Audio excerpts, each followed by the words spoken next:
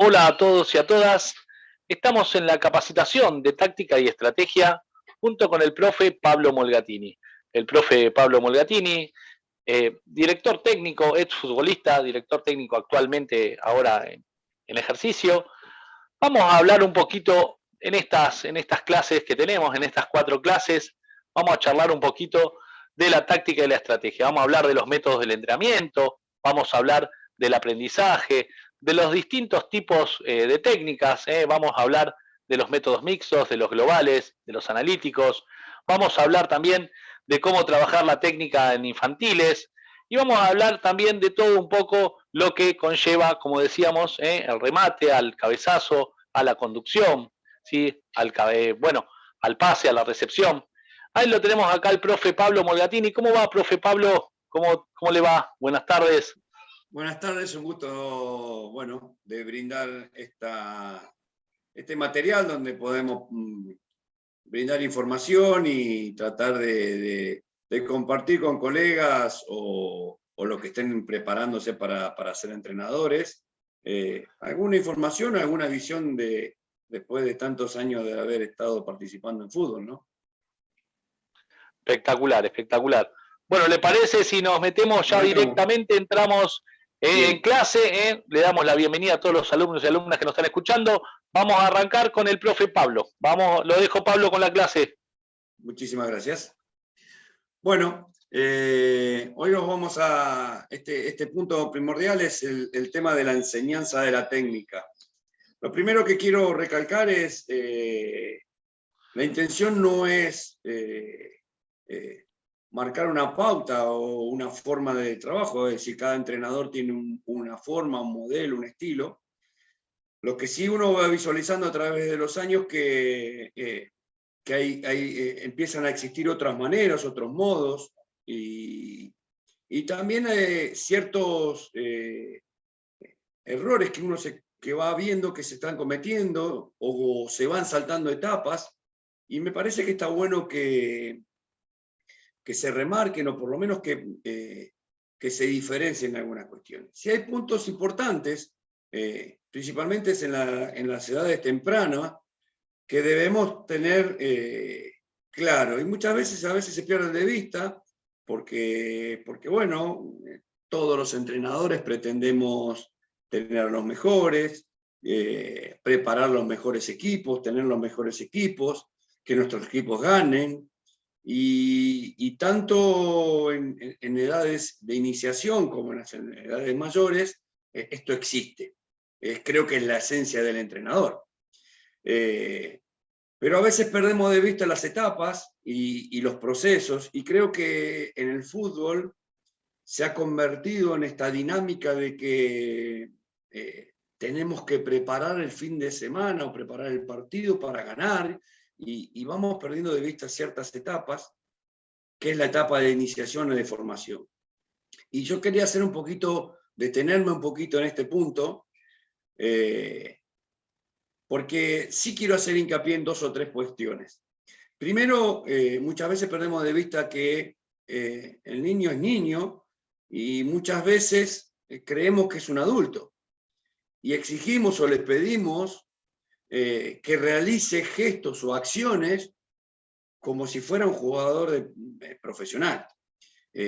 O le pedimos una determinada acción o una determinada gestión dentro de un partido, como si fuera una visualización de un jugador profesional. Y eso a veces nos hace perder el foco de dónde estamos o qué estamos conduciendo. Entonces, me parece que deberíamos hacer un punto de inflexión, y a que esas personas que estén trabajando en las edades formativas de iniciación, deberíamos empezar a verlo desde de una etapa donde deberíamos parar el tiempo, tomarnos el trabajo de pensar en dónde estamos parados y empezar a trabajar en consecuencia de.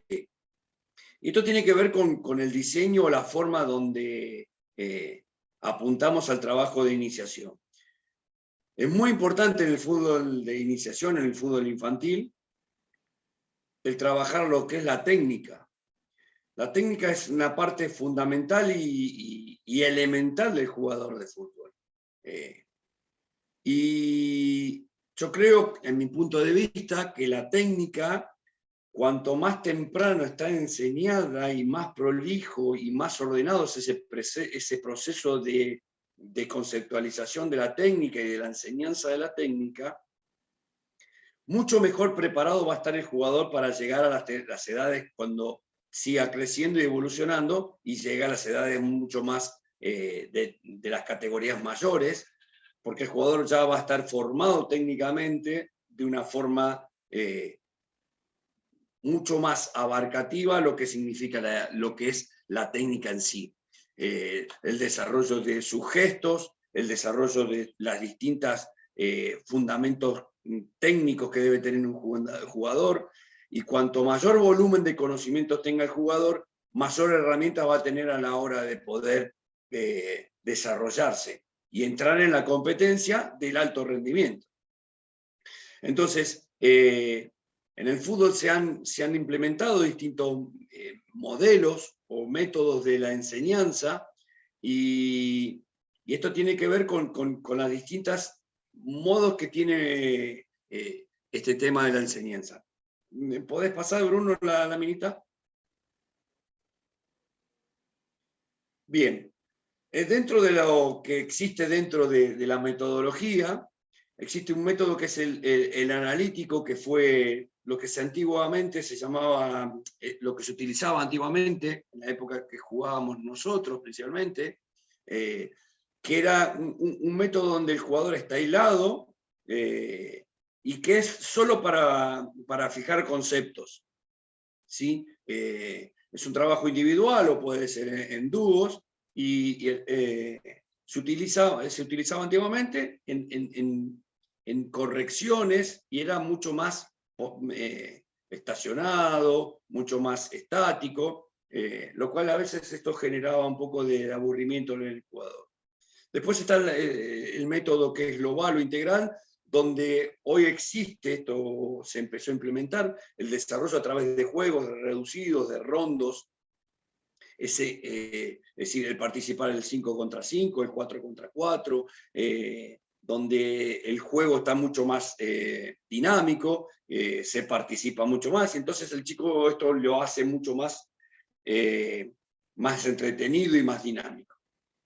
Y por último, en este último lapso, apareció el mixto, donde, ¿qué significa el método mixto? El mixto es una combinación de ambos métodos. Por un lado se hace lo que es todo el proceso analítico, y después al jugador se lo integra a la parte del ejercicio en sí, donde participa con competencia, es decir, dentro de un rondo, dentro de un reducido, con conceptualidades, pero ya haber pasado lo analítico.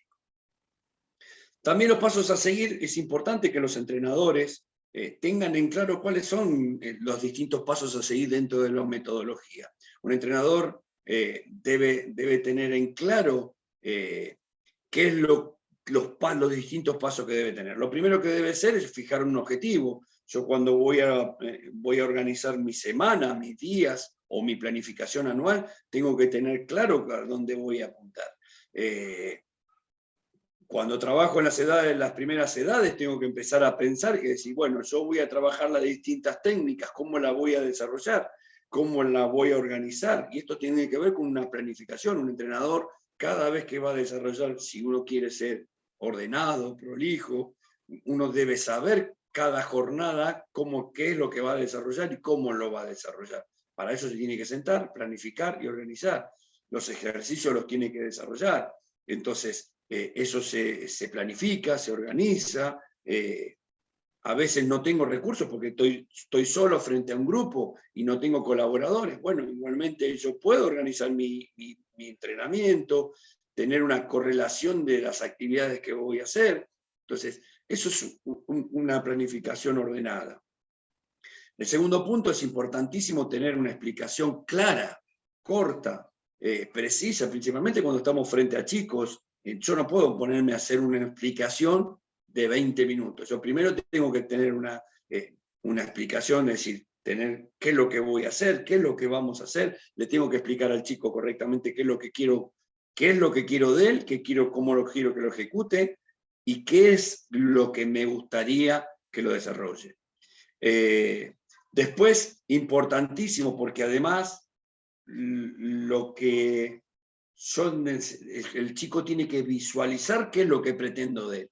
Por eso es importante que haya una demostración del ejercicio, cómo quiero que lo ejecute. Si no tengo una capacidad técnica yo como entrenador para poder hacer ese ejercicio, utilizo al que más diestro que seguramente tengo en el grupo, lo utilizo y lo hago desarrollar, le explico lo que quiero y que el chico, el resto del grupo, visualice qué es lo que pretendo. Después el cuarto paso es la ejecución. Yo tengo que desarrollar ejercicios donde primero el chico pueda integrarlo, asimilarlo, pero tiene que ser de lo fácil a lo difícil. Yo no puedo implementar un ejercicio como lo haría un jugador de primera división. Y este es un gran error que se comete. Creemos que el mejor entrenamiento es, lo vi por televisión o lo vi por internet, lo que hace el Barcelona, lo que hace el Bayern Múnich, y... ¿Se cortó, perdón?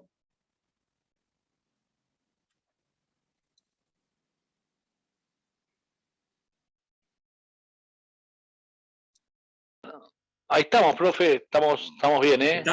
¿Estamos? Sí. ¿Continuamos? Bueno, ¿No? Por favor. Ahí se me cortó, perdón. No hay ningún problema. Estamos escuchándolo. Nos estaba diciendo, comentando el profe Pablo, precisamente de la importancia de la planificación, ¿no? De la importancia de, como dijo recién el profe, algo muy interesante para los entrenadores que nos escuchen o los futuros entrenadores. Si no somos muy, como que dicen, gestual, tenemos este gesto técnico para realizarlo, agarrar y llamar precisamente a un alumno o a un jugador que medianamente cumpla con las características de realizar esa acción a la hora de demostrar el paso 4, la ejecución. Muy interesante lo que dice. Y ahora seguramente nos va a hablar precisamente de cómo vamos a planificar y de cómo tratar de no copiar, porque creo que iba para ese lado. Después de esta charla tan pero tan interesante, profe, le dejo la continuidad de la capacitación. Perfecto. Yo creo que a veces con esto de que hoy tenemos una posibilidad de que la tecnología, la tenerla al alcance de la mano y que tengamos mucho material para poder desarrollar, a veces creemos que y vemos algún entrenamiento o algún ejercicio que nos apetece, porque nos gusta, porque lo hemos desarrollado de alta intensidad y de alto vuelo, pero no va acorde tal vez a las edades tempranas. Entonces, muchas veces entramos en esos actos fallidos donde queremos desarrollar un ejercicio que tal vez no esté a la altura de las circunstancias del chico. Entonces, lo importante de esto es diseñar, planificar y organizar tareas acorde a las edades.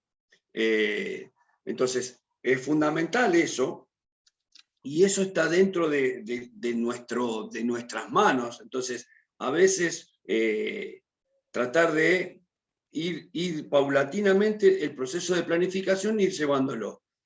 Siempre de lo fácil a lo difícil. Si yo quiero desarrollar un trabajo, por ejemplo, un trabajo de definición, lo primero que tengo que realizar es un trabajo individual, de remates y definiciones, con algún dribbling si le quiero agregar, y paulatinamente, a medida que el chico incorporó el gesto y vamos viendo que lo puede ir resolviendo, puedo ir agregándole algunos ingredientes. Ejemplo, puedo poner un adversario, o antes de un adversario poner un cono y que esquive un cono y que drible el cono y que termine definiendo. Posteriormente puedo poner un adversario, posteriormente después puedo poner un compañero y poner un juego de 2 contra 2. Digo, paulatinamente yo puedo ir insertando esas distintas oposiciones o complicaciones al ejercicio, pero lo primordial es que el chico incorpore el primer desarrollo. Entonces, a partir de ahí puedo seguir agregando complicaciones al ejercicio, pero no puedo desarrollar un 5 contra 5 de entrada si el chico no tiene los conceptos claros. Entonces, digo, a veces vemos unos muy buenos entrenamientos, pero no va a nuestra circunstancia. Nosotros tenemos que interpretar también cuál es el poder de información que puede adquirir el chico nuestro. No es lo mismo chicos que estén preparados para asimilar esas conceptualidades, a chicos que no estén preparados para esas conceptualidades. Entonces digo, nosotros tenemos que saber el panorama. Entonces es importante tener claro esto, porque eso nos va a facilitar y el chico lo va a asimilar y va a aprender mucho más rápido. No nos olvidemos que esto también tiene que ver con que si el chico, los ejercicios que les aplicamos, el chico lo puede resolver, lo puede asimilar, va a tener cada vez mayor confianza. Va a tener mayor confianza en sí mismo y va a tener confianza también en todo lo que querramos desarrollarle.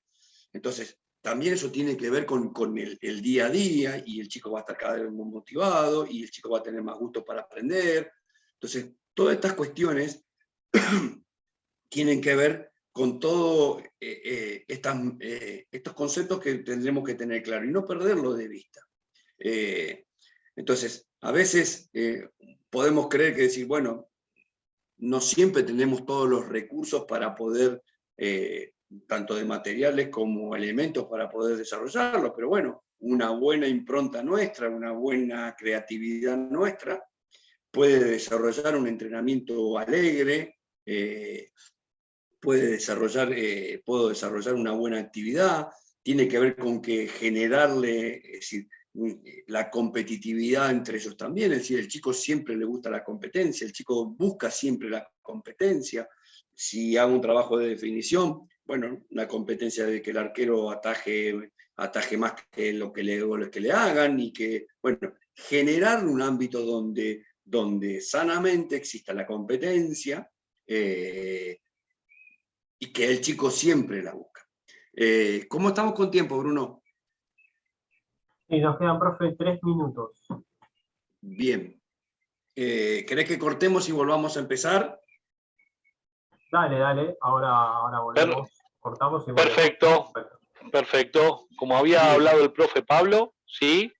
Bueno, como nos decía el profe, algo muy, pero muy interesante, ¿no? A la hora de mezclar, ¿sí? Los distintos tipos de métodos de entrenamiento, perdón.